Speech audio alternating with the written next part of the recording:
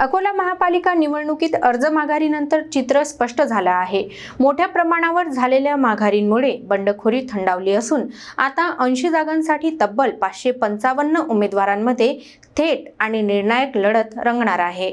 अकोला महापालिका निवडणुकीच्या रणधुमाळीत माघारींचा अंतिम टप्पा पूर्ण झाल्यानंतर राजकीय चित्र स्पष्ट झालं आहे। अर्ज माघारीच्या शेवटच्या दिवशी तब्बल 164 उमेदवारांनी माघार घेतली। यामध्ये माजी महापौर, माजी उपमहापौर आणि अनेक ज्येष्ठ नगरसेवकांचा समावेश आहे। त्यामुळे सुरुवातीला दिसत असलेली नाराजी आणि बंडखोरी मोठ्या प्रमाणात शमल्याचं चित्र आहे। आता 80 प्रभागांसाठी एकूण 555 उमेदवार निवडणुकीच्या रिंगणात उरले असून खरी लढत सुरू झाली आहे। भाजप आणि राष्ट्रवादी काँग्रेस अजित पवार गट यांची युती, शिवसेना शिंदे गटाची स्वबळावरची लढत, शिवसेना ठाकरे गटाची स्वतंत्र रणनीती, तर काँग्रेस आणि राष्ट्रवादी शरद पवार गटाची आघाडी या सर्वांमुळे अकोल्यातील राजकीय समीकरणं अधिक गुंतागुंतीची झाली आहेत। माघार घेणाऱ्यांमध्ये भाजपच्या माजी महापौर सुमनताई गावंडे, काँग्रेसचे माजी महापौर सुरेश पाटील, भाजपचे माजी उपमहापौर राजेंद्र गिरी यांसारख्या दिग्गजांचा समावेश आहे। काही प्रभागात